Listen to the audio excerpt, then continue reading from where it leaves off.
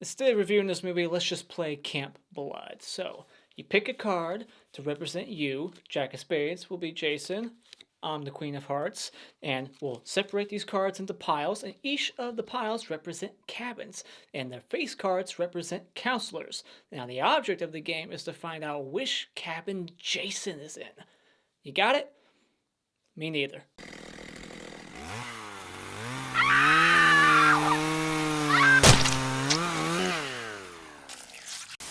Alright, buddy, let's get real. We're not going to play that game. The rules aren't really that well thought out. I wish somebody would actually tell us how to play that game. I want to know. And there is a board game coming out this summer called Friday the 13th, and I will be playing that game for sure. So let's talk about Friday the 13th Part 6. Jason Lives, written and directed by Tom McLoughlin, who did One Dark Night before this in 1983. And Tom McLoughlin actually had a hand in Prophecy, a big old man-bear-pig movie in 1979. He actually was the creature in that movie, I heard. Now, Tom McLoughlin is a comedic writer. He had been writing comedies before, but he couldn't really get anything made. So when he got the job for this, he asked if he could make this more of a comedy. And they said, sure, just don't make fun of Jason, though. So that's why this is the most comedic Friday the 13th of the franchise, and most people's favorites for its self-referential humor that inspired Kevin Williamson when he wrote Scream. This is ahead of its time. Why'd they have to go and dig up Jason? Some folks have a strange idea of entertainment. Now, this movie gives us Thom Matthews as Tommy Jarvis. John Shepherd could not come back for this, or I think he just didn't want to. He read the script and he saw that it was kind of ignoring Part 5. And I'm not sure if it really is. This movie could pick up after Part 5, like a year or two later. He's got a new friend and he wants to go defeat Jason. Maybe he didn't kill Pam. It's kind of just left open. But he didn't like the direction where the story was going. He wanted to be the killer, I guess. So John Shepherd turned it down. He didn't want to do horror movies, maybe. And that's why we got Thom Matthews, and he is better. I mean, at least this version of Tommy Jarvis is better to me. Speaking of John Shepherd, who was in Part 5, Reggie, played by Shavar Ross, he was supposed to come back in Part 6, I heard, or at least that's what he said, and they were going to kill him off, and that would have been cool and brutal to actually see Jason kill a kid, but we know he doesn't do that because this movie actually has kids and he doesn't kill them. This is the first and only Jason movie to have kids. You had children at the beginning of Part 1, but that's not a Jason movie. This movie was going to be called Jason Has Risen, and the working title was Aladdin Sane. But the studio thought Jason Has Risen was just too cheesy, I guess. Sheriff Garris in this movie was named after Mick Garris, who was the director of Psycho 4, The Beginning, and Critters 2. I love Critters 2. It's the best one. This is the movie that got Tony Goldwyn his SAG card. This was his first role, and then right after this, he did Ghost, and now he's like a director and big star. He was in the Belko Experiment, the Last House on the Left remake. This guy went on to make the big bucks. Now, I said in my Part 5 review already, Darcy DeMoss in this one, who is Nikki. She was supposed to be Deborah Sue Voorhees' character Tina in Part 5, but she had no nudity contract.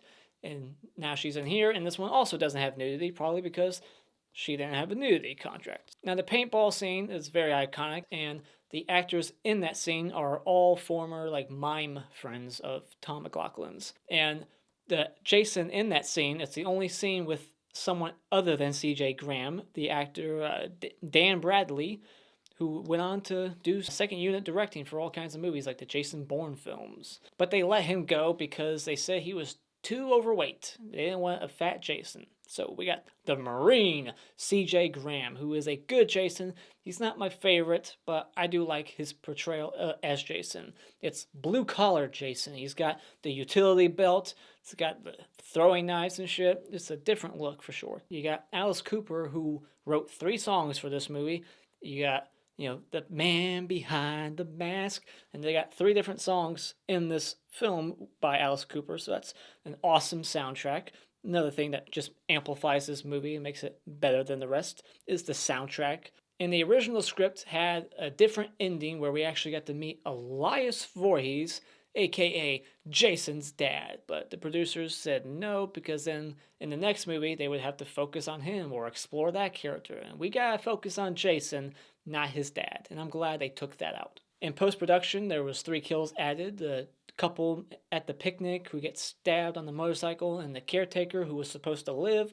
They said the body count was too low. We need 3 more kills so that the MPAA can cut those down too. And this is the lowest grossing Friday the 13th movie of the first 6. This one made the least, probably because people hated part 5, so less people went to go see 6. That's the cause and effect. Plus, Aliens came out this year, I think, so it had to go up against Aliens, and there was no fucking way part 6 of any franchise was going to compete well with Aliens. Alright, now that that's all over with, let's get into the plot synopsis. This is probably, in my mind, within a year or 2 after the events of part 5, if I'm going to try to connect this to that, keep the continuity going. This is within a year or 2 later, so maybe Tommy Jarvis is 18, 19. He's in a mental institution. He escapes with his friend, and they go to the grave to stab the hell out of Jason to put his mind at rest, to make himself sleep better at night. He needs to see Jason dead, burn him, cremate him. But in the process, he accidentally resurrects Jason, and now he's stronger than ever and goes on yet another killing spree at Camp Crystal Lake that has been renamed Camp Forest Green. So, what do I not like about this movie? I only got a few little nitpicks about this movie, so my little negatives will be, first up, this doesn't check the box that slashers need to check, and that's nudity. There's no nudity, and it stands out because this is the only one. This is the only Friday the 13th movie with no nudity, but it proves that you don't necessarily need it because this movie's still awesome. So it's just a nitpick. It just feels like something's missing, and that's what's missing, is that and the gore. This movie still has inventive kills and creative ways to get around the fact that there's no gore. Just the creativity and the sound design of these kills, like the back breaking, even like when the heart gets punched out, you can hear him like step on it and squish it. So that stuff still makes the kills fun, entertaining, and still, like I said, creative and memorable. But there's really not a whole lot of gore because they all got trimmed down by the MPAA as usual.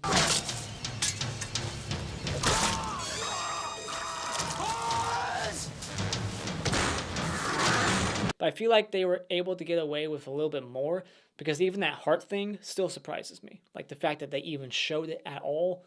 I think it's because there was nudity and the fact that there's really not that much profanity.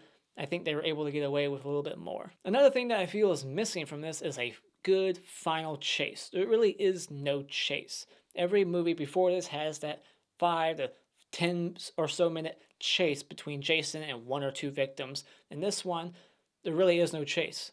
Like, Jason bursts through the door, sees Tommy in the lake, and I guess you can count that little walk to the lake a chase, but it's not really a chase. It's just a fight on the boat. That's a little thing that I feel is missing from here. Just a little nitpick. And I do not care for the way they defeat Jason. They try to insert some kind of new lore because now he's a new monster. He's back from the grave. He's a Frankenstein, a teenage Frankenstein.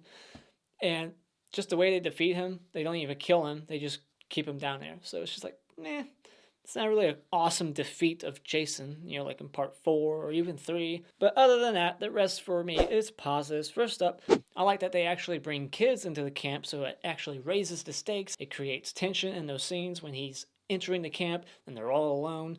And I like the new fun tone of the movie, the fact that comedy was finally inserted into the franchise. Does he think I'm a farthead? Like the comedy of the characters lands for me. The Sheriff Garris, he has plenty of one-liners. Almost everything he says is quotable. You got the the Deputy Cologne, wherever the red dot goes, you bang. Just so many great things, like a great final girl. I love Megan. She's so beautiful and she's so charming. She's vibrant. She's got so much energy, and she's like, I love how she is with her friends, how much of a smartass she is with her father. She just feels like a teenage girl. She feels very authentic the way she's written. That is how a girl her age would be acting. So the characters, the dialogue, it all works for me. I really like what Harry Manfredini did with the score this time. He updated it, he changed some things. This one has its own signature sounds that you would only be able to, point to this film when you heard it. Like, there's sounds in this movie when you hear it, you're like, that's part 6. That's from part 6. It has its own signature sound and cues. It's more gothic sounding. The atmosphere in this movie, the opening, tons of great gothic horror atmosphere. The cemetery, the way it looks, all the cobwebs on Jason, the way Jason looks in this movie at the beginning, especially. It's one of my favorite looks. All the cobwebs on him, the maggots on his face, just the way his face looks. It's dripping, all the flesh is just falling off with the maggots. A great look for Jason without the mask on. Like, I would have been happy without the mask if they just did some creative, camera shots and lighting to keep his face kind of looking like that throughout the movie. Just that look without the mask is awesome. It's a great face reveal. Yeah, every movie has its face reveal. In this movie, we get the face reveal in the open, as opposed to the end. And super strength Jason now. He's a superhero. He's unstoppable. He's a super villain, really. So it's zombie Jason, and he's just able to do a lot more now. And the pace of this movie is one of the quickest. It's just so fast. It's like less than an hour, 20 minutes. You take out the end credits and the beginning credits, it's like an hour and 20 at best. So this movie just flies by. There's tons of kills. There's like 16 of them. And I just have a blast when I watch it. There's not a dry moment in the movie. Everything feels necessary. Everything just works for me. So, final thoughts. I think this movie has fun kills despite the fact that the MPAA tried to ruin them. I still think the kills succeed in being creative and memorable. The characters are all memorable as well. They got great funny lines. They stand out. They're colorful. The chemistry between Megan and Tommy is great. The final fight on the boat is beautiful looking. It's atmospheric. It's iconic at this point. Thom Matthews does a good Tommy Jarvis, and I like the portrayal by CJ Grahm. I like a lot of things. A lot of things work for me in this movie, so I have to say, when it comes to Friday the 13th Part 6, this is an awesome Jason movie. It's one of the best, so if for some reason you haven't seen it, go out and watch it, and then go out and buy it. Alright, time for the spoiler discussion. Let's do this. So this movie opens up with no recap. We don't need one. So Tommy has the mask still. How does he have the mask? And they fixed the chevron at the end of... This is supposed to be the same mask from Part 4. And if you recall, in Part 4, there was like half of that red mark missing. It's back now. They fixed it. And he wants to go kill Jason to stop his hallucinations that he was having in Part 5. See? That kind of is a little hint that this is, no, it's not ignoring Part 5. Because that was clearly established that he was having hallucinations in A New Beginning. And they're talking about it here. So I don't think it's ignoring Part 5. And then they dig this perfect rectangular 6-foot deep hole like they do in every movie. And you can tell this was filmed in the South because of the way the dirt looks. It's like all red. This was filmed in Covington, Georgia, or Covington. And then lightning strikes the pole twice.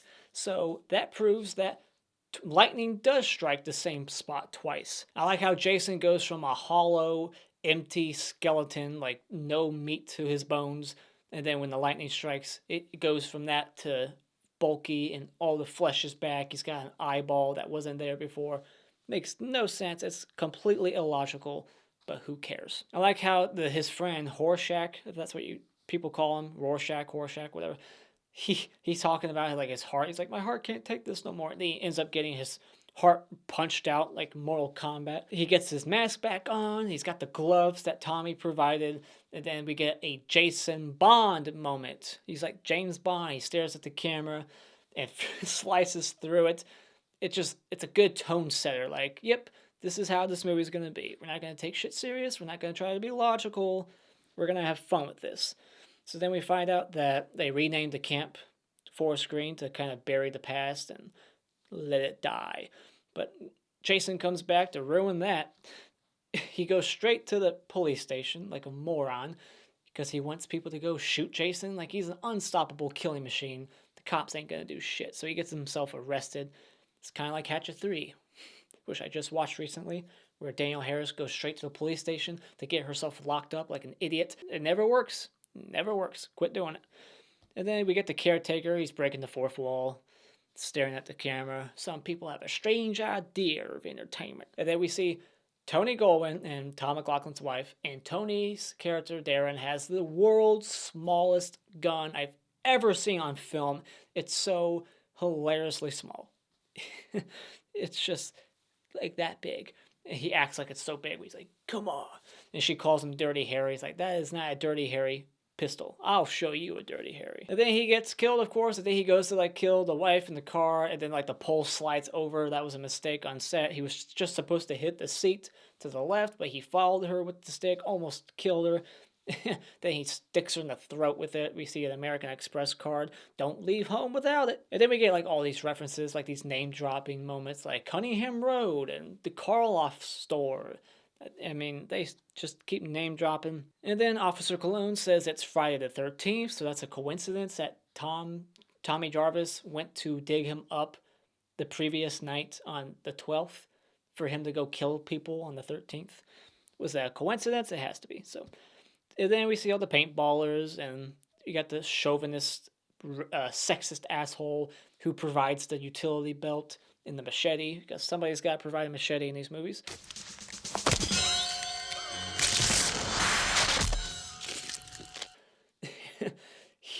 His death is the most ridiculous of them all. So you're telling me that smiley face was never there, but his face caused that? That's too much. That's just too much. Like, as a kid, I thought that smiley face was already there, and and then he just painted it red or something with the blood. But no, like, it's not there. We see that, and then his face smashes up against it, and his face creates a smile on that tree. That's ridiculous. And then like Jason lifts up the bloody arm. Cool shot. That's the gore. There you go. Severed arm. And then luckily for Jason, all three of these people are around the same height, so he can chop all three of their heads off at the same time. And one thing I noticed on this viewing is that they're in the only section of that forest that looks like it was burnt down. Maybe that's part of the forest that Mrs. Voorhees was burning down. And where did he jump from? So Jason climbed a tree to jump down and scare them? That doesn't seem like Jason to me. Let's talk about how ridiculous that gun of Officer Cologne looks. That laser is twice the size of that gun. It's so freaking huge. It must weigh a ton on his waist. So, and then we get this random ass couple killed, and it feels so random. It's like, oh look, there's a couple engaged, having a picnic. And I like how the guy in that scene he's like, his dialogue is usually what a woman would be saying in that scene, where he's like, oh, I have a headache, I don't want to have sex. But then they just get killed. Simple stab to the gut, and then the caretaker gets killed. But I do like that before they get killed, he goes to investigate the noise of the caretaker getting killed. He sees Jason just hacking him to pieces. That's something you never see. Jason usually it's just one and done. Like, he hits you, kills you, and then walks away. Or sometimes he'll hide your body, but we don't ever really see Jason hacking at a body again and again. He's just hitting his arms, chopping his legs off, and then he like jerks and like towards the random guy. That would be scary as fuck if you were that guy. And then Sissy introduces us to a card game that never fully gets explained, and that's a mistake. It just feels like something she ad-libbed on set, maybe. But we need to get some clear instructions on how to play Camp Blood. Then we get the RV scene. That RV scene is awesome. You got Court and Nikki, and Court is like John Travolta's nephew, and he looks like John Travolta. When you hear that, you're like, oh yeah, I could see it. They're like fucking. She's like, don't finish, like wait till the song's over. And he's like, how long is it? And she's like, it's about 10 minutes. And just the look on his face, and they're fully clothed having sex. Like, he's got like a wife beater on, and it's like rolled up instead of just taken off. Like, just take it off. And then they investigate the noise outside, and Jason like does the head tilt like he's Michael Myers. And then like this is a hilarious scene. Like, he keeps like driving and then going reverse and puts it back in drive, reverse. And she's like falling forward and backward. She gets dragged into the bathroom. He's like, what are you doing? Taking a dump back there? And then her face just gets smashed through the RV wall, pushes the wall out. It's just an amazing kill. That's what I mean about creativity. Like, if you can't be gory, you should always try to take the creative approach where you don't need to see blood. And that's a good example right there. That's a great kill.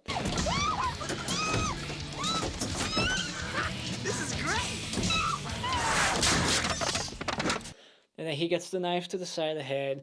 RV flips over. Jason bursts out the side door. Iconic shot, one of the best shots of the franchise, is right there. And it's actually the last thing they shot for this movie. One thing that I do kind of have to question is why Megan is so quick and like eager to like help Tommy. Like she doesn't even know him. She just sees him in the cell. She's like, "Ooh, he's cute." And then when he calls her later on, I think she's heard about some people missing, bodies, whatever. Like she knows that shit's real. Like this guy broke out of a mental institution to go dig up a body at a cemetery, and he's calling you from a payphone. You're like, "Ooh, I'll go pick you up."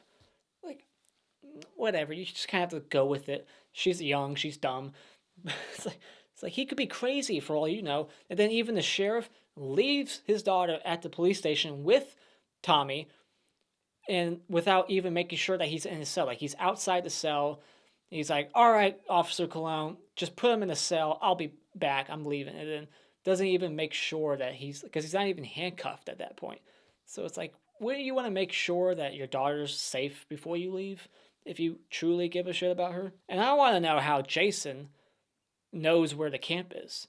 It's almost like he's drawn to it supernaturally, like they're linked somehow. Jason and the camp, they're just linked together. He knows where it is. His brain's a roadmap. He just knows where to go. So it's like, how does he know? Like he was buried miles away, and he just knows exactly what direction in the forest to walk to get to the camp. And then we see Tommy at the library. He gets a few books to research the evil. That became a huge trope in movies, especially supernatural ones. But he's like trying to figure out how he could defeat this zombie Jason. And he comes up with the brilliant idea that he needs to put Jason in his final resting place where he originally died as a kid, but I thought he didn't die. That's what part 2 said. Like, he never technically died there. So now this movie's suggesting that he did die. So if he did die at that place in the lake, and the lake truly is his final resting place, that means he's been a zombie all along, if we're going by that. So that's dumb to me. It's like, he did not die in that lake. If we're going by the story of part 2, 3, and 4, he was human. He never died. He just hid for years, never spoke up, never showed his face. But now this movie's kind of making it sound like he did die. And then Sissy gets killed for pouring pop on Jason's head, and I think she did. Where she pours the pop and then later gets dragged out the window is where Jason was. So she actually poured pop on his head. And then I like how her slippers fall off, and then we see her head get twisted and pulled off. That was later inserted. Like the original death was just her getting dragged out the window and then seeing her head later on. But it still got trimmed down some. We were supposed to actually see like the skin stretch and the head get pulled off like Caroline Williams in Hatchet 3. But no, fucking MPAA. And then something that this movie has over the other movies is a car chase. This is like action right here. This is like the most action like of all of them. So we get like a big old car chase, hard rock, like Alice Cooper music, another iconic scene. But I just don't get why she's like, "Stay down." It's like, they already know he's in there. They saw him, and they're chasing you anyways. So him staying down makes no sense. It's just her wanting him to look at her crotch. And he's like, "Fine by me." And then, "Look out, there's going to be a hairy turn up ahead." I love the line by the other cop. He's like, "I got the whole enchilada." I like that this movie sets up this one girl to be like a final girl. She's like the most nice one. The way she interacts with the children, her personality, she's just a beautiful, nice lady, and you don't see it coming. She's like the Annie of this movie. She loves kids. And then she gets taken out the most brutal, bloody way out of all of them. The aftermath, like the blood on the popcorn all over the walls. She gets mutilated, thrown out the window, and pulled back in. That's a window throw. See, every movie has a window throw, except this one goes through it and right back out. Another thing all these movies have is a door busting open by Jason, except in this one, Jason does it twice in a row. So then Meg and Tommy, they come up with this escape plan. Like, did Cologne really think Meg was going to shoot her? Like, she's that dedicated to protecting Tommy? Like, if I was Cologne in that scene, I'd be like, "Get that shit out of my face. You ain't pulling the trigger. Get the fuck out of here. I'm telling your father." I like how Meg is always like, "Nobody drives this puppy but me," and then just lets Tommy drive anyways. Like, did it really matter who was driving? It's just silly. But then, so Tommy's idea, he's banking on the fact that there's going to be like this huge boulder next to the dock for him to use. He couldn't have foreseen that. So what was he gonna use? He has to weigh down Jason at the bottom of the lake, but he went there with nothing but a chain and a padlock. He didn't bring anything to weigh him down. So he was like, well, maybe there'll be something there for me to use. And then he got there. He's like, oh, see, look, there's a big old boulder that I can just roll down the dock. It's just like, okay, whatever, sure. I like that cut from like the guy getting hit in the face with the arrow to the arrow dartboard on the cabin door. It's just another funny cut. Kind of reminds me of the cut in part 2 where it went from the dog to the hot dogs. And the guy who gets the arrow in the head was the stunt coordinator. Pointless behind the scene fact, but whatever. And then, of course, we get a ironic death. They set it up so obvious. Like the guy who thinks he's so pretty, he's like looking at himself in the mirror, pushing his hair back. And they're like, all right, come on, handsome. That guy gets his face crushed, hit squished, and then his brains and like skull pop open.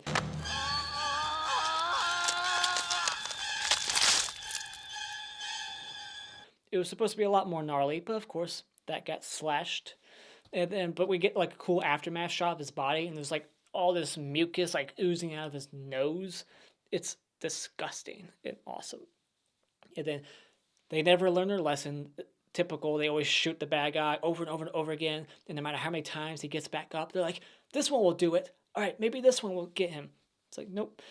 Runs out in the woods. This is the chase.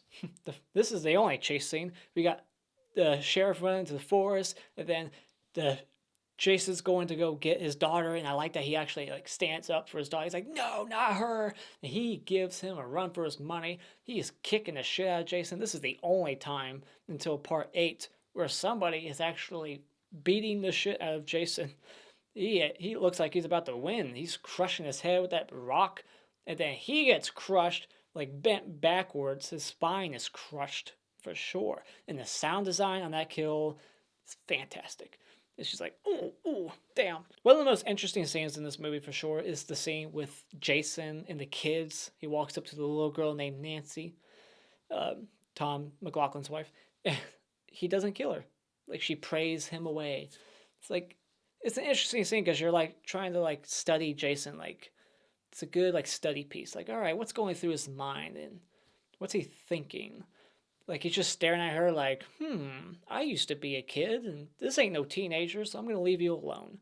It's an interesting scene, but I don't know. Me, because I like dark movies. I like movies that go for it. It would have been nice to see Jason kill a kid or two. Be like, fuck you. All right? Because in Freddy vs. Jason, it's kids that are responsible for him drowning, not just the counselors, but the kids who pushed him in. So if we took that into account, it would make total sense for him to want to kill children too. Like, you fuckers pushed me into that water. You're why I'm like this. But this is before Freddy vs. Jason, so for all we know, he got himself drowned along with the counselors not paying attention. So just wanted to talk about that for a moment. What do you guys think? Do you guys like the fact that he doesn't kill children? Or are you like me and you're like, he should have killed somebody? Kill one of those kids who are talking about like, hey, what were you going to be when you grew up? I love how Tommy is telling Megan like, go to the cabin, protect the kids. And then she turns around to go. She hears the door being broken open by Jason. And then Tommy's like, no, Megan, don't come back. It's like, make up your fucking mind, Tommy. You want her to go or don't you? And then Jason, he like tries to crush her head like that one officer, but he gets distracted. I guess Jason has ADD, so when someone like in the distance starts calling his name, he's like, what? It's like, what, a squirrel? And then he just goes over there to attack Tommy, and then she screams, so he's like, oh, my attention's over here now. Like, it's like a Terminator. He's just focused on one person at a time. So we find out that Jason can swim, just like in part 4. Freddy vs. Jason is so stupid. He's not afraid of water. All right? That movie's not stupid, but that scene is stupid. The whole, oh, he's scared of water. Did they not watch these movies? In 3, 4, I think in 3, no, but definitely 4. And then 6, he's swimming. 7, swimming. 8, totally swimming. Oh my God, he's in water most of the time, swimming all the way to fucking New York, aka, Canada, Vancouver. So it's like, he's afraid of water. bullshit. That's bullshit. One dumb decision that I forgot to mention earlier regarding Sheriff Garris is, why didn't he run to his car? He even left his door open for a quick getaway. So when he shot him a bunch, he should have ran straight to his car, not straight into the woods. So that's a little dumb decision I had to point out. Forgot to mention it. So then, yeah, Jason, he goes out into the water. This is our final fight. He lights the ring of fire. I don't know how that would work in real life. I'm curious to find out, because I just find it odd that he pours the gas and then it just keeps igniting. It's just always lighting. Wouldn't that fire die out at some point? I don't know. I'd be curious to see a Mythbusters. How would that scene work in real life? But then there's all these air bubbles. Is that Jason? Jason doesn't breathe. I can't understand those bubbles. The only thing I can come up with, and it's a stretch, is that maybe there is something to this idea of putting him in his final resting place. The fact that he's at that specific spot where he died as a kid, it's it's awakening something in the lake. So it's this curse. It's something's holding. That's why Jason can't escape. There's something magical in that water. I don't know. I can't think of anything to explain the bubbles. So I like that we see the Camp Blood sign down there, the original Camp Crystal Lake sign. And so then, he puts the chain around his neck and weighs him down, but he gets drowned in the process. And May goes out there to save him, chops his head with the boat propeller over and over and over again. All the chunks of flesh hitting the surface, and they shot that in the backyard pool of Tom McLaughlin's dad's house, and ruined the filter for that pool. Another pointless behind the scenes fact, but whatever. But so that he's been drowned for a few minutes. It's I don't know. Did she save him in time? Because it was a while between her running out there, defeating Jason, and then dragging him to shore, giving him CPR. His brain probably wouldn't have. He would have lost a lot of brain cells at that point, maybe. So, but yeah, he gets saved. They live happily ever after, and Jason's still down there. He's still alive, his eyes open, because he's technically not killed. He's just sitting down there. I don't know. There's just something keeping him down, because he's strong. He could rip that chain off easy peasy if he wanted to, but something's keeping him from doing that. So, I don't know. Not sure what to think of that. So, that's the end of the movie. Now let's go into my awards ceremony. The Hockey Mask Award for Best Character will go to Megan. I just love her personality. She's very sexy and vibrant, and I just adore her. And the worst character in this movie will be that sexist guy, Roy. But at least he gives Jason his iconic weapon. And the Funny Bone Award for funniest scene to me is the car chase. There's gonna be a hairy turn up ahead. And the hottest chick in this movie is Nikki, the girl who likes to have sex and dance at the same time. And the best scene in this movie is easily the RV scene, the dancing sex, and then the RV flipping over. It's a fantastic scene. 2 great kills. Awesome shot at the end. And speaking of which, the best shot in this movie is the shot of Jason on top of the RV after it flips over. The Mr. Hat Award for Best Kill will go to Sissy, who gets her head spun around at 180 and then pulled right off, and then we see her head later on. Great kill, great sound design. And the Mr. Twig Award for Worst Kill will go to Roy, the sexist, and it somehow creates a smiley face on a tree, which makes no sense at all. And those are my thoughts on Friday the 13th Part 6, Jason Lives. Let me know what you thought about this movie in the comments below. What your favorite kill is, your favorite character, let me know. And as always, if you like what you've seen here, you can hit this like button, share with all your friends, and become a subscriber today just by clicking on my cartoon face in about 5 seconds. And until next time, auf Wiedersehen.